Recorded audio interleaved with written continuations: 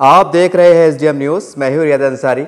इस वक्त मैं महाराष्ट्र के ऐतिहासिक शहर औरंगाबाद से बात कर रहा हूं और आज मेरा सब्जेक्ट है, आज मेरा विषय है, मेरे हाथ में मराठवाड़े का एक सबसे मशहूर अखबार जो यहाँ से शाये होता है, एशिया एक्सप्रेस। इसमें एक नुमाया तौर से एक खबर शाये हुई है फ्रंट पेज के ऊपर, जिसका हेडलाइंस है, मुल्क के बदलते मंजरनामे के सबब दारुल उलूम नदवत उलमा का आईन हिंद और क़वानीन की तालीम देने का फ़ैसला। वकला के लिए शरई क़वानीन कोर्स भी जल्द शुरू होगा। मदारिस के तलबा को भी मुल्क के दस्तूर और क़ानून से वाकिफ़ कराना निहायत ज़रूरी।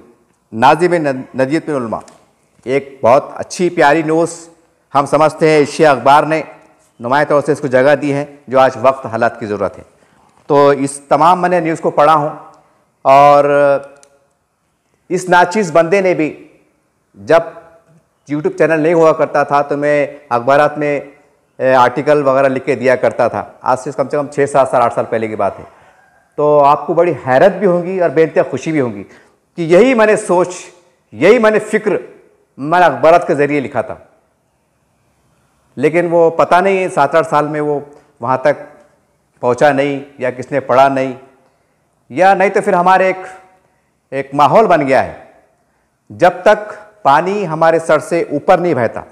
जबकि एक आम कहावत मशहूर है कि पानी जब यहाँ तक आता है, ये यहाँ तक आता है, तो आदमी अपनी जान बचाने के लिए हाथा पैरा मारना शुरू कर देता है। ये एक नेचुरल बात है। लेकिन हमारे पास एक अजीब गरीब एक माहौल क्रिएट बना हुआ है कि यहाँ तक नहीं, बल्कि हम जैसे हमारी फीट आमतौर से 5 फीट की होती है, तो हमारे लिए 10 फीट के ऊपर से पानी जाता, तो जब हम होश में आते हैं, अरे तो 10 फीट का पानी हो गया।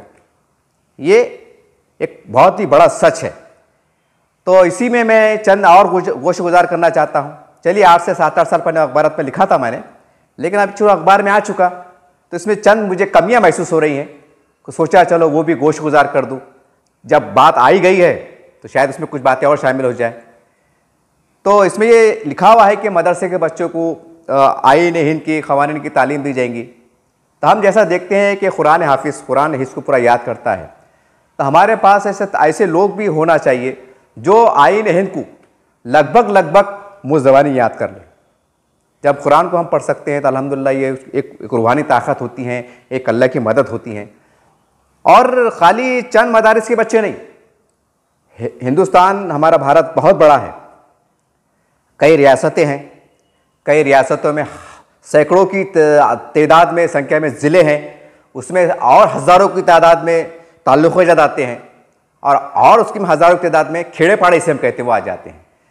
तो तमाम मेरे मदारिस के ज़िम्मेदारों से बड़े अदब एहतराम से गुजारिश है कि एक ऐसा लाहेमल तैयार करें आप कि महाराष्ट्र के हर ज़िले और हर ताल्लुक़ में कम से कम 1-1, 2-2 अफराद जो आलिम है, हाफिज़ है, उनको क़ानून आइन की पूरी मुकम्मल दस्तरस हासिल हो, उस पर पकड़ हासिल हो। उसकी वजह यह है कि हम देखते हैं कि मुल्क बहुत बड़ा है और हर रियासत के और हर ज़िले के मसले मसाइल अलग अलग हैं। तो वहाँ आमतौर से क्या होता है, धरने होते हैं, मोर्चे होते हैं, और हम देखते हैं कई हिसास मसलों पर हमारे उलमाए दीन का डेलीगेशन जाता है, कलेक्टर साहब से मिलने जाता है, विभागीय आयुक्त जो इलाकाई कमिश्नर होते हैं उनसे मुलाकात को जाता है, पुलिस कमिश्नर साहब से मुलाकात करते हैं। तो उन्होंने जब हमारे जो अधिकार हैं, जो हमारे हुकूक है, जो आइन ने दीवे हैं, तो वो मौलवी हजरात जो सर पे दाढ़ी है, टोपी, चेहरे पे नूर है, दाढ़ी है, माशाअल्लाह सफ़ेद लिबास में मबलूस है, तो ऐसे नहीं लगना चाहिए कि यार मस्जिद का इमाम है, ये मदरसे के पढ़ाने वाला एक मुदर्रिस होगा जा रहा है। बल्कि हम जब ऐसे मसले मसाइल पे हमारे उलमा इकराम, हुफ़ाज़ इकराम, अगर हम कलेक्टर के सामने बैठे, विभागीय आयुक्त के सामने बैठे, पुलिस कमिश्नर के सामने बैठे, या किसी मिनिस्टर के सामने बैठे, या सरकार के बहुत बड़े अधिकारी के सामने बैठे, तो रवानी में अगर हम महाराष्ट्र से आते हैं तो मराठी भाषा में एक्ट के साथ, यानी दफात के साथ हमें पेश करना चाहिए, हमारे मदल्लल तरीके से कि साहब हमारे आइन में तो ये लिखा हुआ है, तो ये क्यों हो रहा है, हमारे आइन में तो दफ़ा एक्ट अमुक अमुक के तहत ये लिखा हुआ है, तो ये तो बात गलत है। ऐसा आपको पेश करना पड़ेगा, ये बहुत ज़रूरी है। आजकल तो ऐसा हो गया, मदारिस का नाम आएगा तो ऐसा लगता है पूरी दुनिया से जुदा हो गए, एक तस्वुर पाया जाता, हालांकि तस्वुर गलत है। जब ये मदारिस वालों की मेहरबानी है, उनकी काविशें है, उनकी मेहनतें हैं कि हज़ारों जाने इन्होंने दिए हैं जब जाके देश आज़ाद हुआ है, इसके ऊपर कोई ज़्यादा बोलता नहीं। खैर वो एक अलग विषय है। तो कहने का मतलब ये है कि ऐसा भी माहौल क्रिएट करने की कोशिश करो आप कि पूरे भारत में जितने भी मस्जिद के इमाम हैं, वो इमाम साहब खाली ऐसा ना हो, मैं बड़ी माजरत के साथ कह रहा हूँ, किसी को उंगली उठाना, तनकीद करना मेरा मकसद नहीं है। मैं पहले कह दूँ कि भाई उलमा हमारे अंबिया की वारिस होते हैं, मेरी क्या जिसारत कि मैं उनके बारे में कुछ लब कशाई करूँ। लेकिन जो वक्त हालात चल रहे हैं, देश में जो माहौल जो चल रहा है, उसी के पस मंज़र में कहने जा रहा हूँ कि जितने भी हमारे भारत के जो मस्जिद के इमाम साहब हैं, अब ऐसा एक लाहेमल तरतीब दीजिए आप कि वो इमाम साहब ग्रेजुएट हो, ग्रेजुएशन हो, आला तालीम के माहिर हो, इंग्लिश पे, मराठी पे, उर्दू पे, हिंदी भाषा पे एक कमांड रखते हो, एक मुदल्लल तरीके से, एक जामे अंदाज में। अगर जुमे की खुतबात हो रहे हैं तो कई ऐसे मौके आते हैं कि जुमे खुतबात में आइन के कानून का हवाला देना पड़ता है, हमारे दस्तूर में हमें जो आज़ादी दी गई है संविधान के हिसाब से, उसके हवाले से भी बात होती है। तो इमाम साहब को इतनी कमांड होना चाहिए कि वो उस वक्त इमाम साहब को हालात हाजरा पे बात हो रही है तो इमाम साहब ये आइन के दफ़ा जो भी है, दफ़ा आती है जो भी हालत के हिसाब से, वो दफ़ा का नाम लेकर और उसके तहत क्या बात हमें मिला हुआ है वो हम मस्जिद के अंदर बात करें इमाम साहब। तो उसका फ़ायदा क्या होगा कि जो हमारे जो मुक्तदी हजरात होते हैं,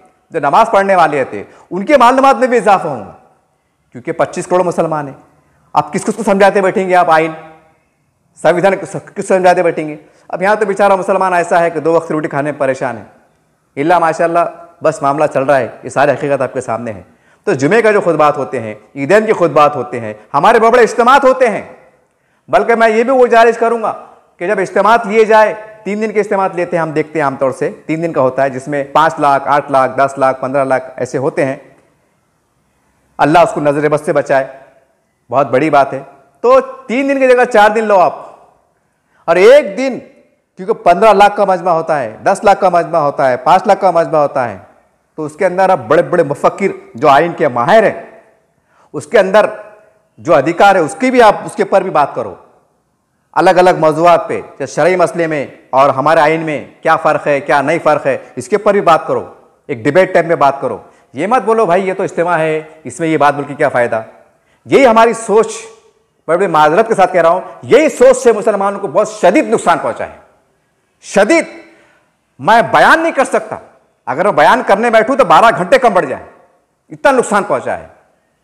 जबकि पूरी दुनिया को मालूम है कि हमारे पास जितने लीडरों की तीन सुनते हैं, हमारे उलमा इकराम उनकी मुसलमान सुनता है, उनकी एक आवाज़ में लब्बैक कहता है। ज़रा तस्वुर कीजिए, अगर कोई सियासी पार्टी के इजलास में अगर 5 लाख लोगों को बुलाना है तो माँ का दूध याद आ जाएंगे, लाखों करोड़ों रुपए खर्च करेंगे तो वो इंतजाम सही नहीं कर पाएंगे। मेरा चैलेंज है, कम पढ़िएंगे आप, पार्किंग के मसले हैं, मंडप के मसले हैं, आने जाने के मसले हैं, पता नहीं बेशुमार मसले हैं। लेकिन एक इस्लामी इज्तिमा ऐसा होता है जहां पर हर आदमी अपने आप को लगा देता है, ट्रैफिक के निज़ाम संभालता है, अपने भाई को जगह बैठने को देता है, पानी की प्यास लगी दूसरे को लगी तो खुद का पानी रोक के दूसरे को पानी देता है। कहने की छोटी मिसाल है लेकिन बहुत बड़ी बात है।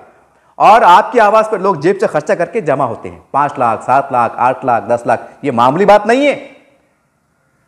यकीनी तौर से उसमें अल्लाह की मदद होती है, ये बहुत बड़ी बात है।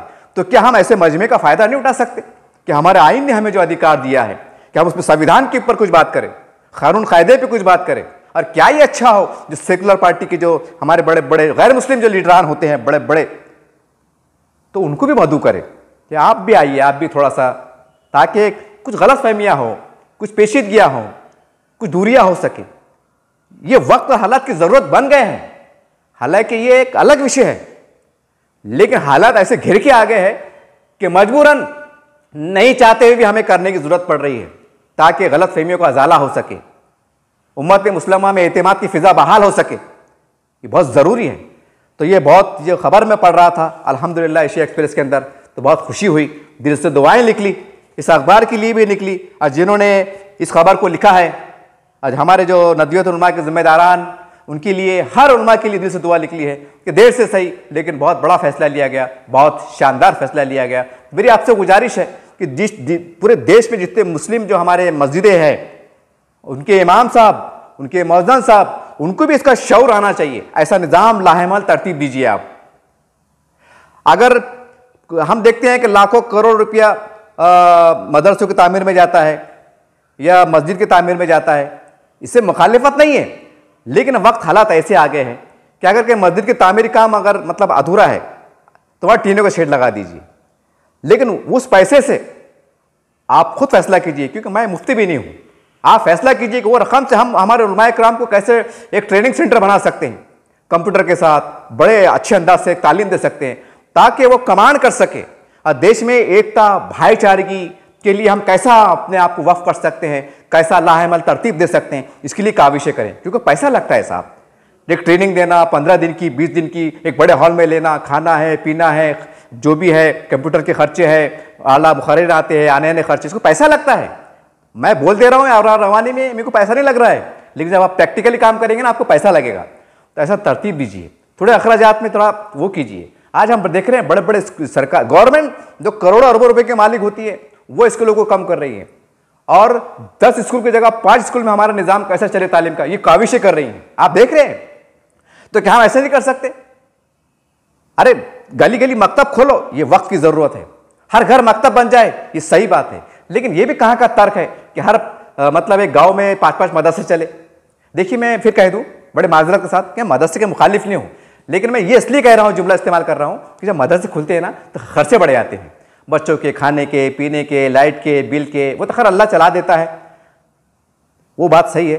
लेकिन उसमें क्या होता है, बड़ा हमारा जो आमदनी का जो ज़कात के ज़रिए से, अतियात के ज़रिए से, इमदाद के ज़रिए से वहाँ चला जाता है। तो उसकी वजह से क्या हो रहा है कि बड़े बड़े जो मसले हमारे मुल्कीर सतह पर, ये इसके लिए पैसा लगता है तो यहाँ मुतासिर हो रहे हैं।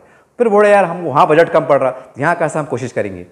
तो बहरहाल तमाम हिंदुस्तान के जितने मदारिस है वहाँ पर दस्तूर हिंद को पढ़ाने का एक मनज़्ज़म तरीके से किया जाए, और हर ताल्लुक़ जात में कम से कम 2-5 और ज़िला लेवल पे कम से कम 100 अफराद आलिम दीन, हुफ़ाज़, मुफ्ती इकराम, उलमा इकराम ऐसे तैयार किया जाए जो संविधान के ऊपर पूरी कमांड रखते हो, हिंदी भाषा में, मराठी भाषा में, इंग्लिश भाषा में, उर्दू भाषा में कमांड रखते हो, और बावखार तरीके से मतलब कितना भी बड़ा अधिकारी हो, हम कानून के दायरे में रह के हम बात कर सकते हैं, अपनी बात को पेश कर सकते हैं सलीके के साथ, आइन के साथ, कायदे के साथ। ये वक्त की ज़रूरत है।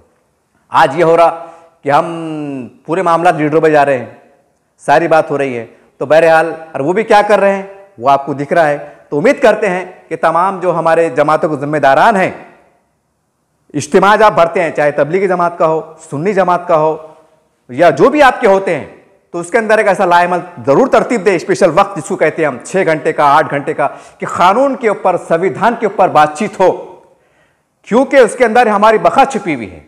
हमारे हमको जीना कैसा है, हमारे अधिकार क्या है, हमारे हुकूक क्या है, हमको मालूम ही नहीं है।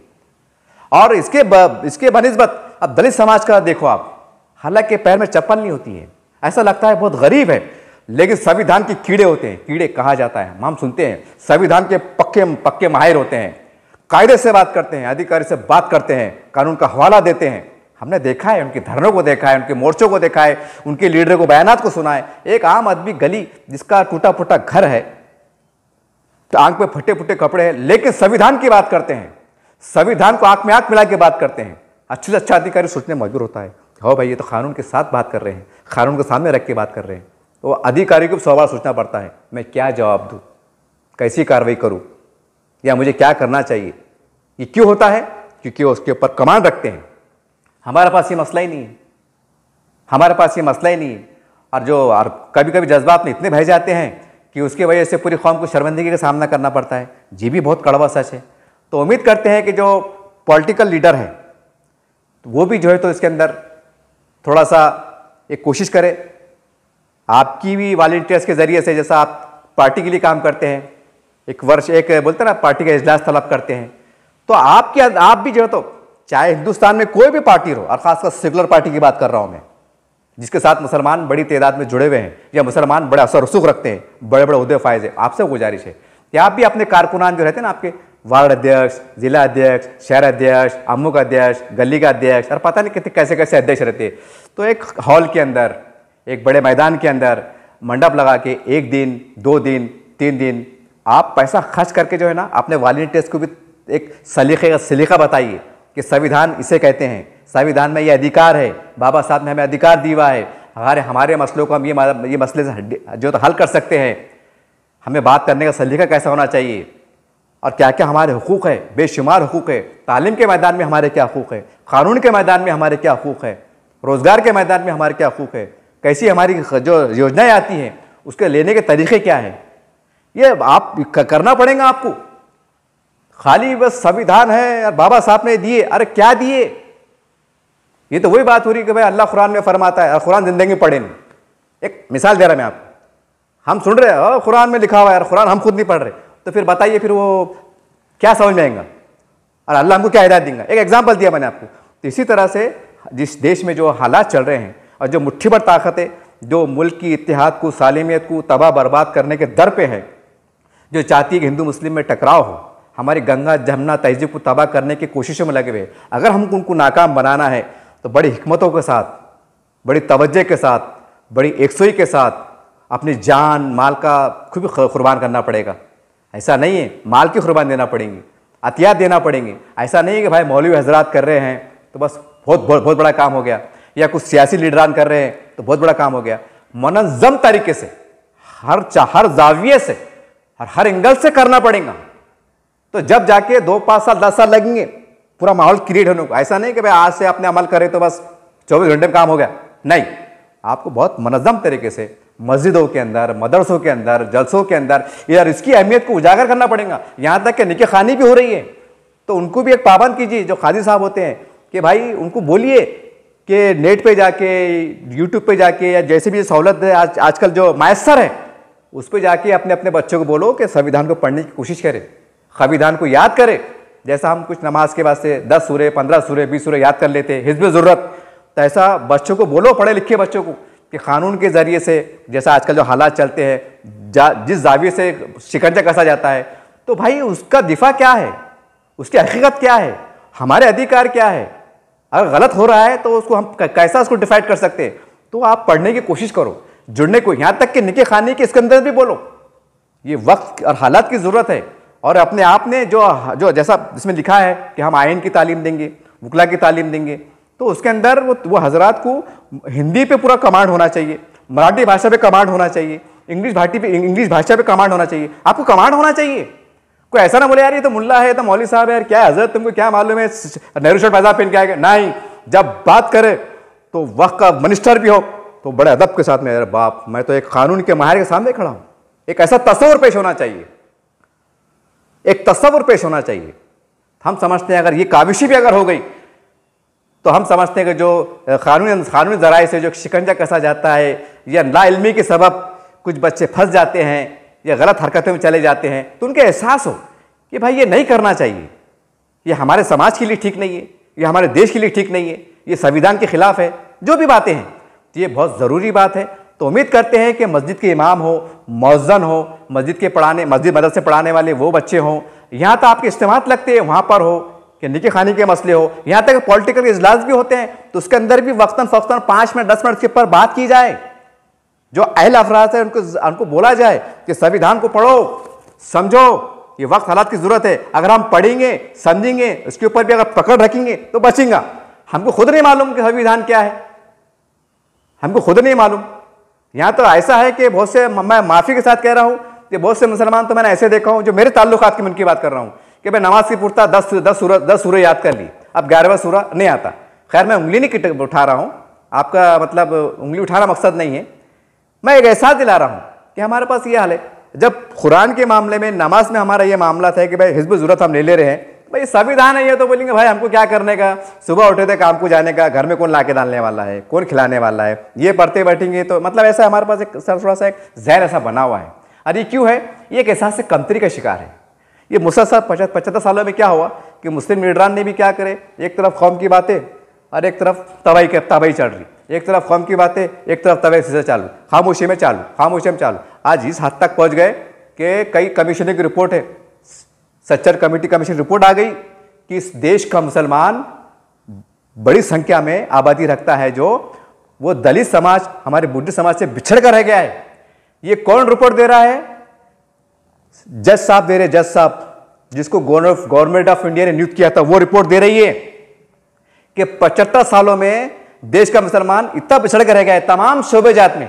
अब सवाल ये है साहब, बड़े माजरत के साथ कह रहा हूं, कि हमारे उलमाए किराम की नजर नहीं थी है कि एक देश का रिटायर्ड जज जो कमेटी के काम करती है वो रिपोर्ट देते हैं, तो फिर हमारे पास के जो दानिश्वर है, जो स्कॉलर है, वो क्या कर रहे थे? उन्होंने क्यों वक्त पे जगाने की कोशिश नहीं की अपने लीडरान को, अपने जिम्मेदारों को, अपने बड़ों को कि क्या आपकी जवाबदारी नहीं थी? हम भी एक नस्ल है, हम भी कहने के तबाही के शिकार हुए ना, तो कौन है इसका जिम्मेदार? अब हम हमारे नस्लों को क्या दें? मायूसी दें, बेबसी दें, एहसास से कमतरी दें कि हम कुछ नहीं हो सकता, बस अल्लाह रब्बुल आलमीन है, जबकि हमारे पास संविधान जिंदा है, कानून जिंदा है, अदालतें जिंदा है, हमारे शऊर को जरूरत है, इज्तिमाइयत की जरूरत है। तो उम्मीद करते हैं कि तमाम लोग इससे मुत्तफाक तौर पर, अगर मेरे बोलने में कुछ कमी रह गई हो, अगर आपके जहन में कोई बेहतर बात आ रही हो, तो आप इसके ऊपर और बेहतर तरीके से काम कीजिए। ये वक्त और हालात की जरूरत है। जय हिंद, जय महाराष्ट्र।